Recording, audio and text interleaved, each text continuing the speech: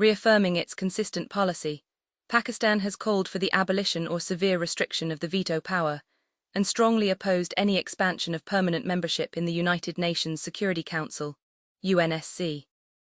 The stance was expressed by Pakistan's permanent representative to the UN, Ambassador Asim Iftikhar Ahmed, at a resumed session of the long-running Intergovernmental Negotiations, IGN, aimed at reforming the 15-member UNSC.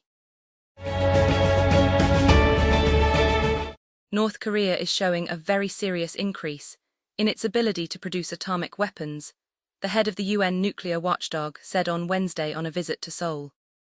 The diplomatically isolated North is believed to operate multiple facilities for enriching uranium, a key step in making nuclear warheads, South Korea's spy agency has said. Islamabad, the government on Wednesday apologized to power consumers for higher-than-promised load management, arising out of lower water availability for power generation. In a statement, the power division said it was apologizing for the additional load management necessitated by reduced hydropower availability. Taylor Swift leads this year's American Music Awards, AMAs, with 8 nominations, including Artist of the Year, Song of the Year for The Fate of Ophelia, and Album of the Year for The Life of a Showgirl, organizers said on Tuesday. The pop superstar, who has won more AMAs than any other artist in the show's history, received 6 nominations last year. Finance Minister Mohammad Aurangzeb has met with the United States Commerce Secretary to discuss ways to boost bilateral economic partnership and briefed an International Monetary Fund, IMF, official about the Middle East conflict's economic impact on Pakistan, the Finance Ministry said on Wednesday. Aurangzeb arrived in Washington on Monday to represent Pakistan at the World Bank Group and IMF Spring Meetings 2026. During his visit, the finance czar was expected to participate in over 50 high-level engagements from April 13 to 18.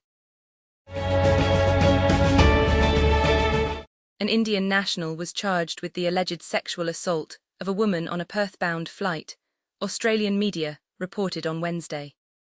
The 52-year-old man, according to the Australian Federal Police, AFP, and the Western Australia Police, committed non-consensual sexual acts on a woman seated next to him on the flight on Monday, which was headed from Singapore to Perth. News. Com.au reported. The conflict in the Gulf, now under a fragile 2-week ceasefire after 42 days of intense fighting, is not just being shaped by missiles, bombs, and interception systems alone. It is also reshaping the battleground itself. This is starkly visible at Iran's Qeshm Island. Islamabad, the federal government on Wednesday announced a special subsidy program for farmers to mitigate the adverse impact of the global energy crisis. According to an official announcement, farmers owning less than 12 acres of land will be eligible for the subsidy. There used to be a cafe inside Kohl Gallery in Karachi's Clifton area. A cafe that had somehow sustained itself over whispers about their shikanj bean, lemonade being good, and maybe a creamy spinach and asparagus dip served with pita bread. It had a whole lot of other things too, but recommendations from diners rarely ever moved beyond the aforementioned items. You'd think if a cafe in Karachi just focused on having maybe 1 or 2 worthy food items, it surely had to be struggling. Maybe it was, but not as much as you think. You see, the ambience was so tastefully done, and it was located inside one of the most happening art galleries. Sunlight poured through from every direction, illuminating every corner. You couldn't hide there even if you tried. It was bright and green, surrounded by plants and vibes, as people now say on the internet.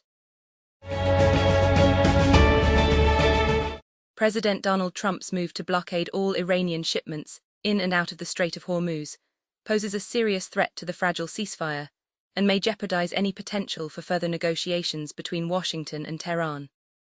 This decision was made just hours after high-level talks in Islamabad that, although not resulting in any formal agreement, had left the door open for continued discussions. Through the blockade, Trump wants to force Iran to accept the terms presented by American Vice President J.D. Vance during last weekend's talks in Islamabad. However, this escalatory action to restrict access to the critical waterway may not achieve what the US six-week military campaign failed to accomplish. Iran has threatened to resume attacks on American military assets in the Gulf if the naval embargo is not lifted, rendering the situation more volatile. The US threat to cut off Iran's oil exports could draw other countries, both from the region and beyond, into the conflict.